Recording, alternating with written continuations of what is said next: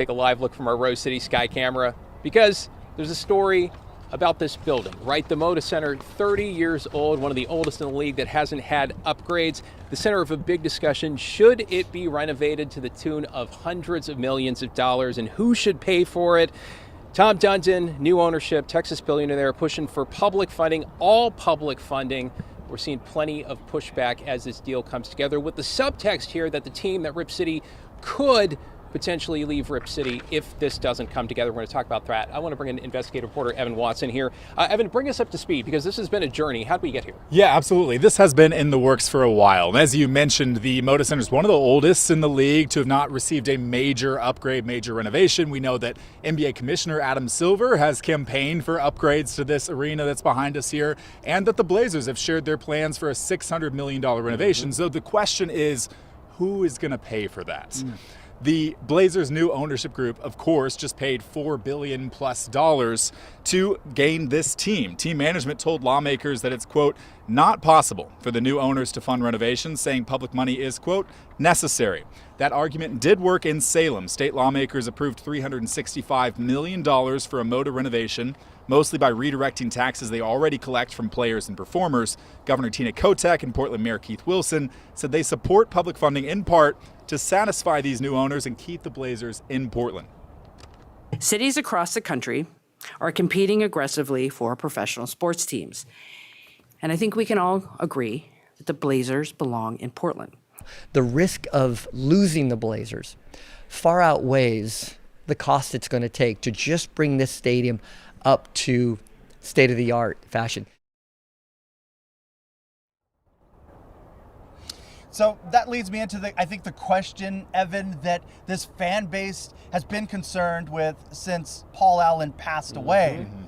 Is relocation a real possibility? Yeah, and it's a valid question. Of course, nobody knows for certain, right? The Blazers have certainly implied in their negotiations with lawmakers that there is a risk. That is part of a negotiation tactic, though, you'd have to recognize. But it's also important to note that the NBA is looking to expand, to add new expansion teams to play in this league. And they announced earlier this spring that two of the locations they're looking to potentially expand to are Seattle and Las Vegas, long thought to be the two biggest threats to where the Blazers could potentially go. So a lot of fans, when it comes to the fans' perspective on this, believe that relocation is ultimately an empty threat in some ways, that this is being used to gain that public money and used and designed to persuade politicians to ultimately pay up.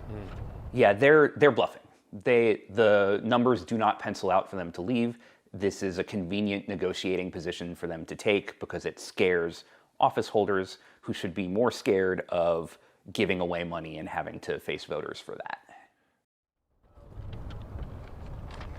Longtime fan there wondering if this can become more of a public-private partnership, if things like naming rights or revenue from naming rights from Moda can play into the picture.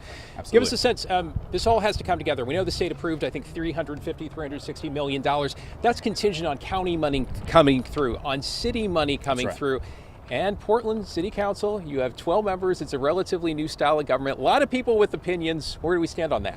Yeah, based on my reporting this week, Portland City Council is currently divided when it comes to this. The council president, Jamie Dunphy, sent out an email in mid to late March trying to get every council member to sign on to a letter to the NBA showing the city's unified support.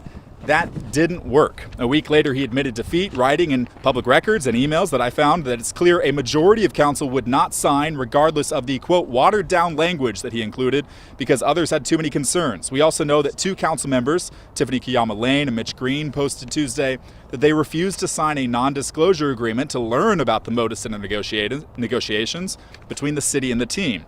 Green wrote, if you want the public to support using public money to remodel a stadium, then you need to make the case to them in public about why using those funds is better than some alternative. So, as you mentioned, David, city money is needed to unlock the state money here. A lot of people wanting to see upgrades to the Moda Center, but how that's done, what financial return on investment that looks like, if any, those are all questions that we're going to be tracking in the weeks and months to come. And Tom Dundon, new ownership saying he's looking for a market deal. We talked to Bill Orm with the Oregonian a short time ago. Asked him off camera at the end, do you think this is a bluff? And he said, no, I think it's real. I think if it doesn't come together in the way he wants it to, and, we're just reading between the lines here, I think the team could actually go. But I want to push pause here. Thank you, Evan, for your reporting on this, because we're still out here to celebrate tonight. All that uncertainty, all of that. We're 1-1 in the round 1 of the Western Conference playoffs. We're back here. Blazers facing the Spurs in Game 3 at 7:30 tonight. And, you know, if they can come back with what they did in Game 2, if they can pull out that same energy and momentum, and in front of a home crowd, in front of a packed stadium of 20,000, that's going to be something. Then we go on to Game 4. Then we can worry about the rest of it later, don't you think?